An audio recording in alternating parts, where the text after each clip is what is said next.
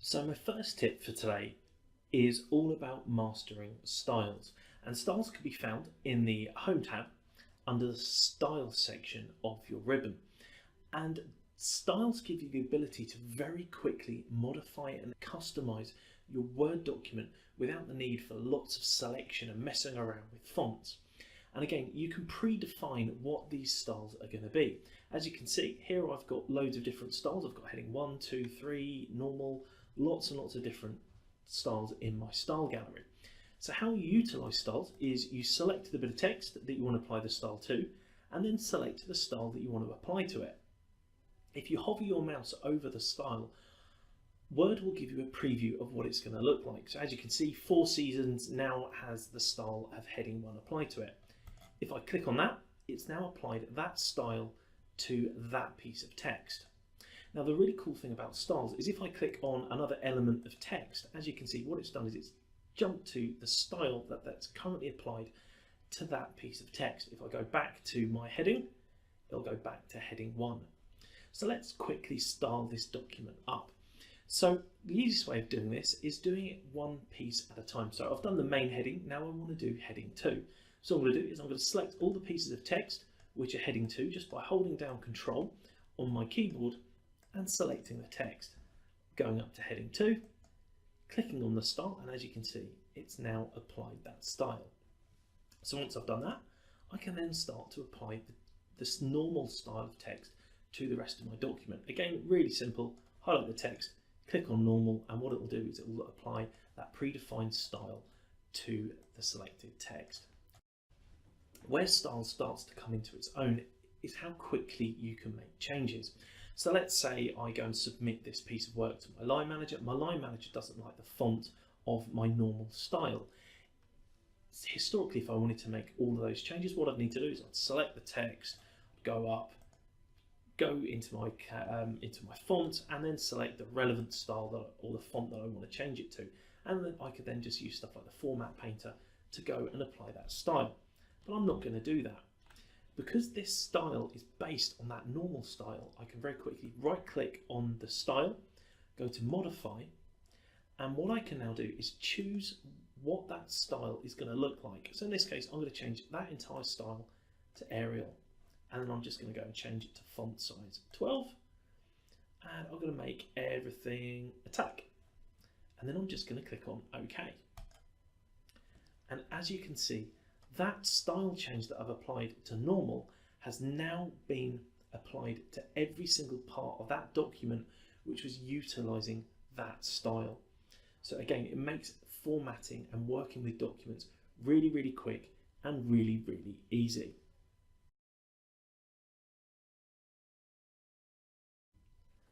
So my next tip is essentially the reverse of styles.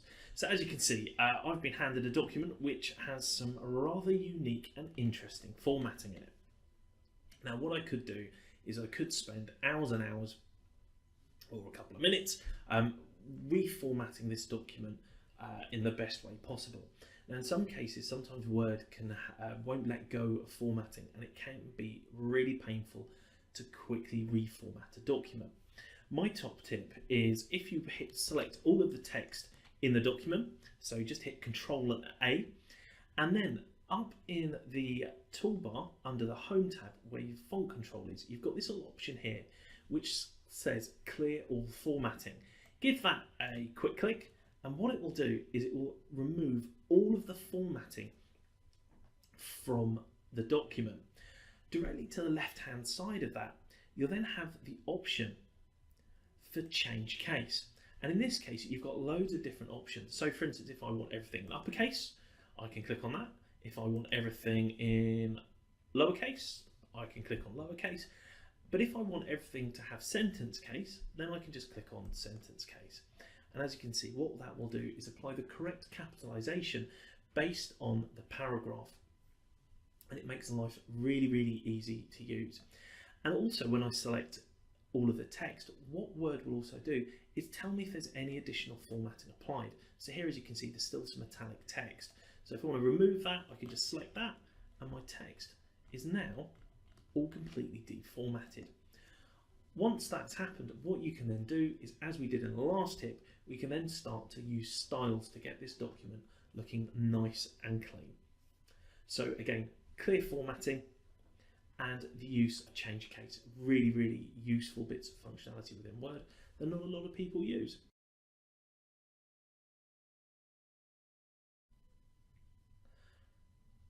So on to my next tip.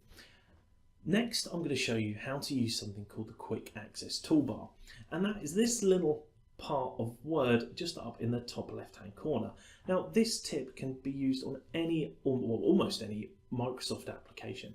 And what the Quick Access Toolbar does is it lets you create almost like a custom toolbar layout. So if you find a useful piece of functionality, or you want to add something into a toolbar which you can access really quickly, this is the tip for you. So if we go back to my clear formatting function that we looked at in the last tip, let's say I want to have that on hand so I can use, because I use it quite frequently. If I right click on that function and then I click on this Add to Quick Access Toolbar, that function will now be added to my Quick Access Toolbar, so just up here. So regardless of what tab I'm in, that function will always be available to me. Now, ones which are useful to put in here, I always put, for instance, clear formatting. I also do change case. And for me, probably one of the most important ones is page breaks. So if you right click and go to add page breaks, what this will do is it will add the page break function into the Quick Access Toolbar. The good thing about this as well is you can customize it, so you can basically, if you want to remove something, you just right click on it and go from remove Quick Access Toolbar. You can also click onto this little drop down menu just to the right hand side of the Quick Access Toolbar, and you'll then have essentially a list of the most commonly used features within Word displayed. And like I said, this tip can be applied to Excel, Word, PowerPoint, so it really gives you that ability to customize your copy of Word.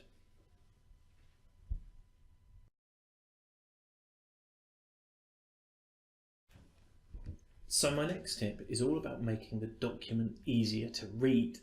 And by that, I don't mean reading the text of the document, I mean reading the structure and the layout of the document, which can be really useful if you need to pick apart someone else's document which they've sent over to you. Because again, there's 100 different ways of formatting stuff in Word, and everyone does stuff slightly differently.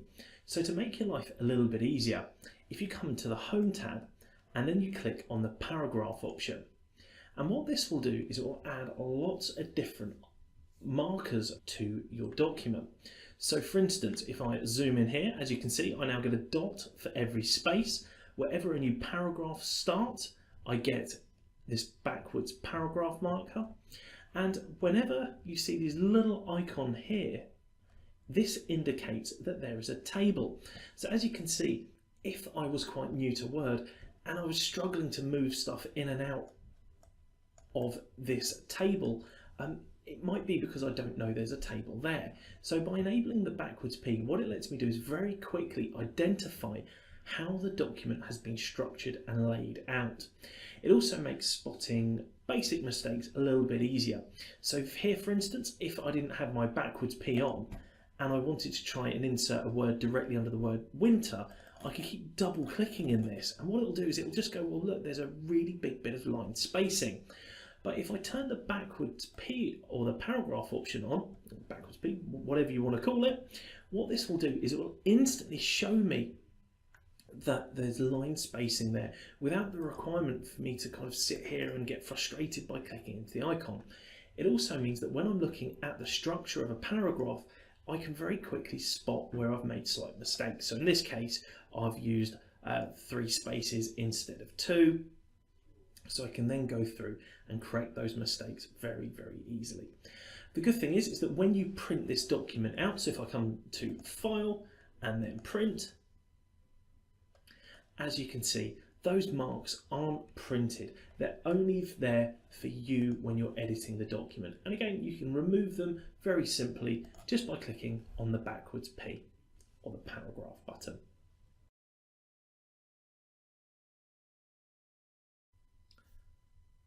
My next tip is all about the use of page breaks. Page breaks are really useful as they can make formatting and working with a document a lot simpler. So the first tip when it comes to page breaks is always turn on your paragraph button, because it makes viewing your page breaks a lot simpler. So there we go, I've just clicked on my button, and as you can see, as I discussed in my last tip, it gives me lots of options. So what a page break does is it essentially puts a line directly under the selected piece of text which cuts off the page. So let's say in a standard user, they want to move weeks, or the value of weeks, onto the next page. What most people will do is they'll click just above it and they'll just start to hit enter. And you end up with all of these paragraph marks. But the word weeks is now on the next page. The only problem with having or utilising this formatting method is the more you use it and the bigger your document gets. If you need to insert something at a later point in your document, let's say I want to insert a picture of spring, so I'm just going to go to Insert, Online Pictures, and I'm just going to type in the word spring and hit enter, and I want to put that picture in. So now that my picture's been inserted, what I can do is if I start to scroll down, I now get this random gap of empty paragraphs where I continuously hit enter to format the document. So what you can do is you can utilize page breaks to stop that happening, and it just gives you it just makes your document that little bit easier to work with. So let's go through and select where we want to put in our break. So let's go and undo all of that and then retry with a page break. I've just finished reformatting my document, and I'm going to go and redo the same thing with a page break. So the first thing, I want to select where I want the page break to go. So in this case, I want to insert the page break directly under the word considerably. So I put a click of my mouse there, and I'm then going to go to layout. Under layout, I've then got the option of breaks. Now, in reference to one of my previous tips, this is one I advise that you put into your quick access toolbar. So right click onto it and click on add to quick access toolbar. As you can see, I've already done it. And what I want to do now is click into my break and then click on page. And as you can see, what it's done is it's put the page break in there, and everything after that point, it's then moved directly onto the next page. So what I don't get is lots of unsightly blank paragraphs or marks all the way through my document. So now if I was to go in and let's say I want to move this down, as you can see, those paragraphs have not carried on to the next page, which means that anything I do to the page or to the point above the page break is completely separate to the page below it, which means that if you've got to start making, especially if you're working on a large document, this can make your life so much easier, because all it'll do is if I go in, let's go and do my exact same example, if I go in and insert a picture,